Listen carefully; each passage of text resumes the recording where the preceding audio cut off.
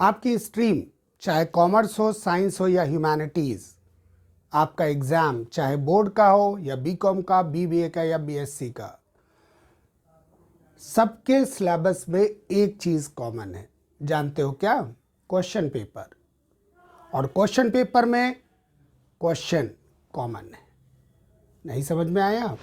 Hey everyone, I am Lalit Mishra and you are watching my channel Lalit Mishra's Commerce Concepts, where you learn concepts in a easy way, where you understand concepts in a different way. तो आज की इस class में हम लोग बात करेंगे एक कॉमन टॉपिक की, जो है आपके क्वेश्चन पेपर से रिलेटेड, जहाँ पे हम लोग ये जानेंगे कि क्वेश्चन पेपर में जो क्वेश्चन आता है उसे हम क्वेश्चंस में कहा कुछ जाता है, समझते कुछ हैं और आंसर कुछ कर देते हैं, जिसकी वजह से हमारे मार्क्स डिडक्ट हो जाते हैं। तो आज की इस क्लास में हम लोग यही बात करेंगे कि आप किस तरह से क्वेश्चंस को सही ढंग से समझ के और सही ढंग से आंसर करके मार्क्स को अपने अपग्रेड कर सकते हैं, इम्प्रूव कर सकते हैं और एग्ज़ाम्स में एक अच्छे मार्क्स आप ला सकते हैं। तो स्टार्ट करते हैं। टोटल 30 पॉइंट्स पे आज बात करेंगे कि क्वेश्चंस में कौन कौन से क्वेश्चन मार्क्स या क्वेश्चन की लाइंस आती हैं और उनको देख के आपको ये समझना है कि आपको आंसर क्या करना है। स्टार्ट करते हैं आज की ये क्लास। तो बात करते हैं एक-एक करके कि क्वेश्चन पेपर में क्वेश्चंस में आपको कौन से कीवर्ड्स मिलेंगे और उन कीवर्ड्स को देख के आप क्या सेंस निकालेंगे, क्या समझेंगे और उसका आंसर आप क्या लिखेंगे। सबसे पहला फर्स्ट लाइन की बात करते हैं, दैट इज अकाउंट फॉर। अगर ये लिखा है क्वेश्चन पेपर में कि अकाउंट फॉर, तो उससे हमारा मतलब है एक्सप्लेन द रीजंस। आपको फिर रीजंस लिखने होंगे जो भी क्वेश्चन में स्टेटमेंट दिया गया है उसके लिए। Now point number 2, analyse. अगर क्वेश्चन में ये दिया हुआ है कि एनालाइज द गिवन स्टेटमेंट, तो ऐसे में आप डिस्कस करेंगे इश्यूज से रिलेटेड, उस स्टेटमेंट से रिलेटेड इश्यूज को, arguments for, argument against, argument in favour, effects, assumptions, possible consequences. मतलब जो स्टेटमेंट आपको दिया गया और उसको एनालाइज करना है तो उससे रिलेटेड रीजंस को आपको लिखना होगा कि क्या रीजंस हैं उस स्टेटमेंट को लेके, किस वजह से उस स्टेटमेंट में जो भी बात कही गई है उसके रीजंस क्या है। सो पॉइंट नंबर 3, जिसमें आपको कहा जाएगा अप्लाई। अप्लाई मतलब क्वेश्चन में आपसे ये पूछा जाएगा कि जो भी प्रिंसिपल दिया गया उसको अप्लाई करते हुए आंसर करो। तो use what is asked in the question. Question में जो भी पूछा गया है उसी को आपको अप्लाई करना होगा और अपना आंसर करना होगा। Next one is fourth one, that is apprise. या आपको कोई स्टेटमेंट दे देंगे क्वेश्चन में और कहेंगे कि give a appraisal for that statement, कि आप अप्रेज करिए उसको। अप्रेज करने का मतलब give the case for and against. या तो आप उसके फेवर में बोलेंगे या उसके अगेंस्ट में बोलेंगे और कंक्लूजन डिडक्ट करेंगे उसमें। तो अप्रेजल का अगर कोई भी क्वेश्चन आता है, अप्रेज वर्ड लिखा होता है, तो मतलब आप उसमें कंक्लूजन की बात करेंगे अपने आंसर में। Next one is arrange. Arrange में इसका पैटर्न आजकल बहुत ज़्यादा चल रहा है। एनटीए ने जब से न्यू एजुकेशन पॉलिसी लॉन्च हुई है उसके बाद से कुछ नए तरह के क्वेश्चंस आपको देखने को मिल रहे हैं हर क्वेश्चन पेपर में, और वो है उसमें ये अरेंज, जिसमें आपको जैसे हिस्ट्री का कोई है तो क्रोनोलॉजिकल सीक्वेंस दे देंगे, डेट वाइज उसको आपको अरेंज करने को कहेंगे। अकाउंटिंग का कोई क्वेश्चन है तो उसमें आपको कहेंगे कि अकाउंटिंग प्रोसीजर के अकॉर्डिंगली उसको सीक्वेंस में अरेंज कर दीजिए। तो ये सिंपल सा क्वेश्चन होगा। अगर आपने इस कॉन्सेप्ट को पढ़ा हुआ है तो आप इजीली उसको सीक्वेंस में अरेंज कर सकते हैं। Next one is comment. जब ये कहा जाएगा कोई भी स्टेटमेंट देके या कोई भी क्वेश्चन पूछते हुए कि कमेंट करो, तो उसमें जो भी स्टेटमेंट आपको दिया है उससे रिलेटेड आपको जो भी पता है उसके बारे में आप अपने आंसर में लिखेंगे। Next one is compare. Compare करने के लिए आपको डाटा दिया जाएगा। इस तरह के भी क्वेश्चन न्यू एजुकेशन पॉलिसी 2020 आने के बाद काफ़ी फैशन में है। इसमें आपको डाटा देंगे और कहेंगे उसको कंपेयर करो एंड देन कहेंगे फिर एनालाइज करो। तो compare and analyse type questions आएंगे। तो इसमें simply you have to give a comparison of that data. आपको कंपेयर करते हुए बता देना है कि ज़्यादा हो रहा है, कम हो रहा है, एंड एनालाइज करना है उसके पीछे के रीजंस को। Next one is criticise. Criticism आपको कहेंगे। क्रिटिसाइज करने को मतलब it means point of view आपका मांगेंगे कि उससे रिलेटेड कोई भी डिसएडवांटेज एडवांटेज जो भी चीज़ें हैं वो आपको बताना होगा क्रिटिसिज्म में। I repeat, advantage disadvantage. जब क्रिटिसिज्म का क्वेश्चन आएगा तो आपको अपने आंसर में उससे रिलेटेड एडवांटेज एंड डिसएडवांटेज लिखना होगा।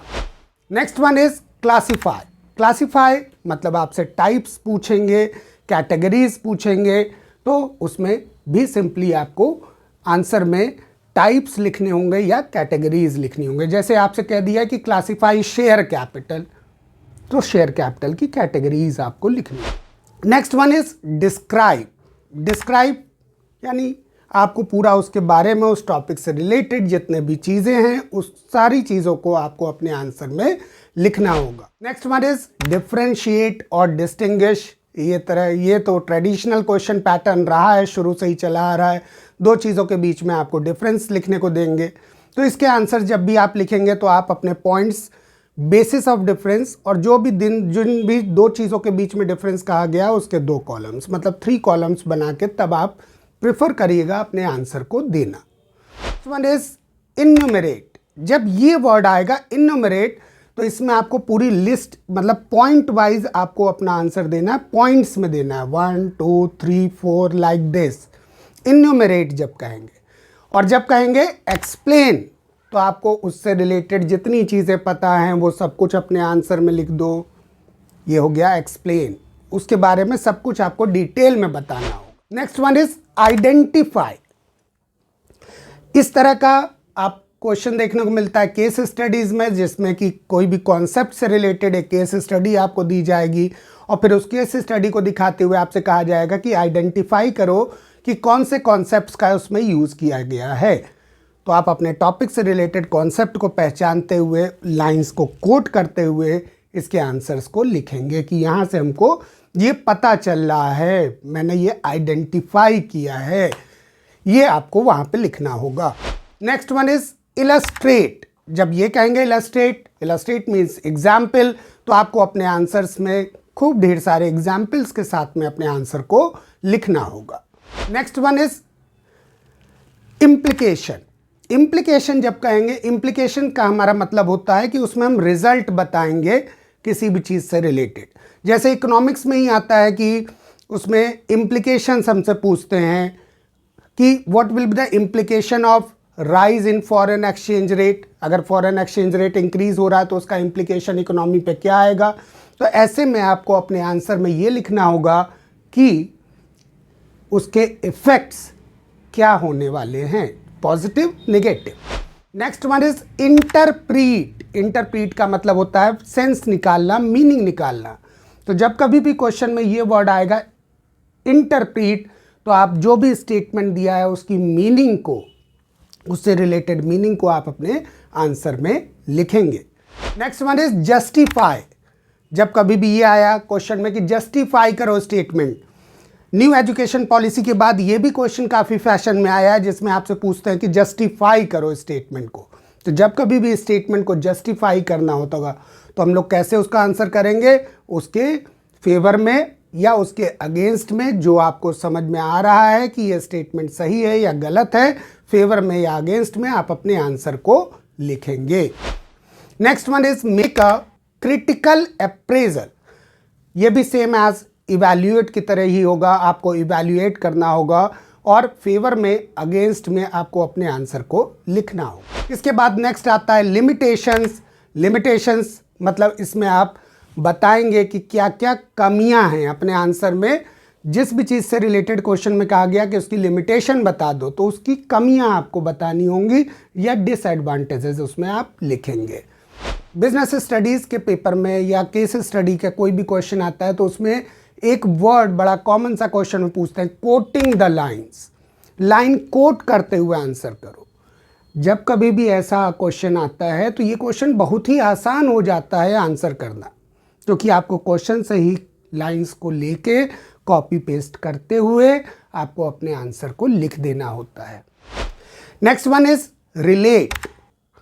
जब कभी भी इस तरह का क्वेश्चन आएगा तो इसमें कोई भी दो वेरिएबल्स या दो फैक्टर्स को कहेंगे इनके बीच में रिलेट कर दो या रिलेशनशिप को इस्टेब्लिश कर दो, तो उसका रिलेशनशिप यानी पूरा वो आप उसके पैटर्न को बताएं कि उन दोनों ही वेरिएबल्स के बीच में या उन दोनों फैक्टर्स के बीच में क्या रिलेशन है, या कोई भी एक फैक्टर किन किन चीज़ों पे डिपेंड करता है वो रिलेशन में आपको बताना होगा। Next one is role. Role यानी इंपॉर्टेंस अपने आंसर में आपको लिखना होगा जब कभी भी रोल वर्ड आता है तो। उसके बाद आता है सिग्निफिकेंस। सिग्निफिकेंस यानी उसमें भी आपको मीनिंग और इंपॉर्टेंस अपने आंसर में लिखना होगा। एक ट्रेडिशनल क्वेश्चन पैटर्न शुरू से चला आ रहा है, स्टेट। स्टेट वर्ड आ गया तो आपको सिर्फ उसमें पॉइंट वाइज उससे रिलेटेड पॉइंट्स को अपने आंसर में लिख देना है। फिर आता है समराइज। समराइज करने का मतलब जो भी आपको कहा गया समराइज करने को पैरा देके, तो आपको उसको शॉर्ट फॉर्म में लिखना है, कॉन्साइज, उसका एक जिस्ट लिखना है, एक समरी उसकी लिखनी होगी अपने आंसर में। Next one is support. जब कभी भी सपोर्ट वर्ड आया मतलब आपको उस स्टेटमेंट के फेवर में आंसर करना है। तो दीज आर द 30 पॉइंट्स जो आपको क्वेश्चंस में मिलते हैं, जिसको देख के आपको ये समझना होता है कि किस तरह से आप उस क्वेश्चन में दिए गए वर्ड को यूज़ करते हुए अपने आंसर्स को करेंगे। आई थिंक आज का ये वीडियो आपके लिए काफ़ी हेल्पफुल रहेगा आपके आने वाले एग्ज़ाम्स में। अगर आपको ये कॉन्सेप्ट पसंद आया हो, ये इन्फॉर्मेशन अच्छी लगी हो, तो उसको ज़्यादा से ज़्यादा अपने दोस्तों में शेयर करो। इन्फॉर्मेशन शेयर करने में कोई बुराई नहीं है, आपका भी फ़ायदा होगा, आपके दोस्तों का भी फ़ायदा होगा। वीडियो को लाइक करना मत भूलना। अगर अब तक इस चैनल को सब्सक्राइब नहीं है तो सब्सक्राइब कर लो, क्योंकि आपके एग्ज़ाम में बहुत काम आने वाला है। Thank you very much, all the best.